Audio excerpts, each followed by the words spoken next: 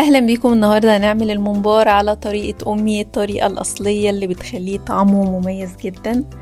خلونا نبدأ بمقاديرنا اللي هتدي الممبار طعمه مميز. اول حاجة عندي التوابل، ملح وكمون وفلفل اسود. مش بحب ازود من التوابل حاجات تانية واخرج بره النكهة الاصلية. عندي كمان الخضرة، حزمة من كل نوع، شبت وبقدونس وكزبرة متقطعين. دول بقى اللي بيدوا سر النكهة المصرية الأصيلة. عندي كمان صلصة طماطم، ودي بتربط المكونات ببعض، وبصل ومتقطع صغير قوي، والرز مغسول ومتصفي كويس، وزيت.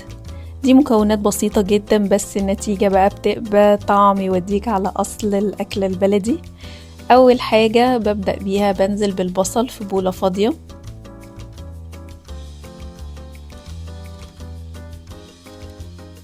وهحط عليه الفلفل الاسود وهقلبهم كويس قوي.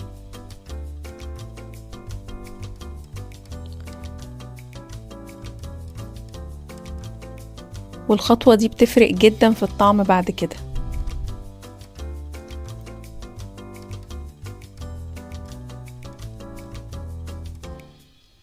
بعد كده بقى هنزل بالرز، وبرضه هقلبهم مع بعض كده، لان الفلفل بيدي نكهة حلوة قوي على البصل والرز في الاول، فبيفرق معانا لو عملنا الخطوة دي قبل ما نمكس بقية المكونات.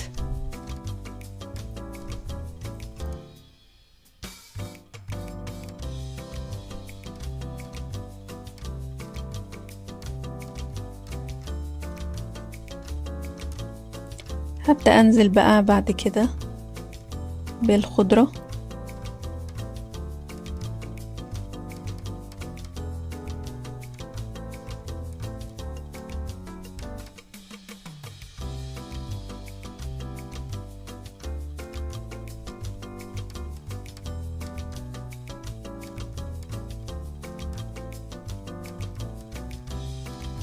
وبعد كده صلصة الطماطم.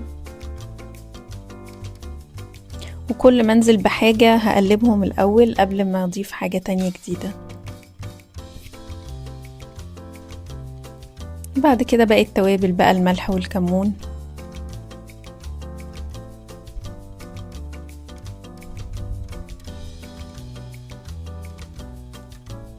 واخر حاجة بقى الزيت. هقلبهم بقى وابدأ احشي كده واحدة واحدة.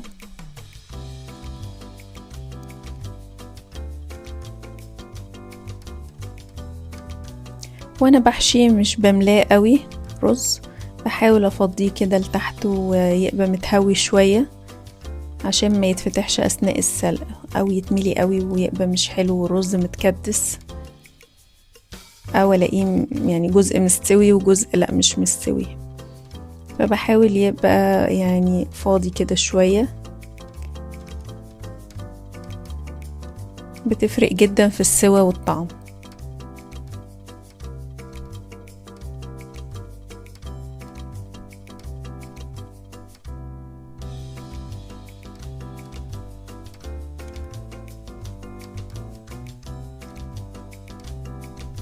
هكملهم بقى واحد ورا التاني كده. في الفترة دي بقى هحط مية مغلية على النار، وأول ما تغلي هبدأ أنزل بنفس التوابل، الملح والفلفل والكمون،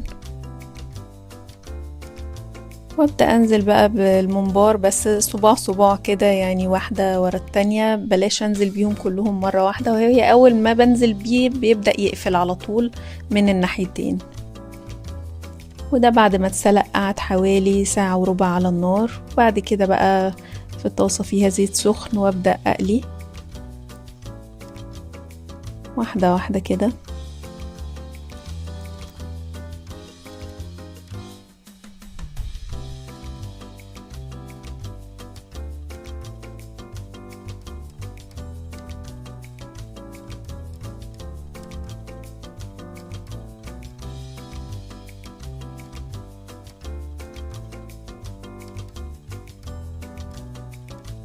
بياخد حوالي دقيقتين وبقلبه على الناحية التانية، وده شكله.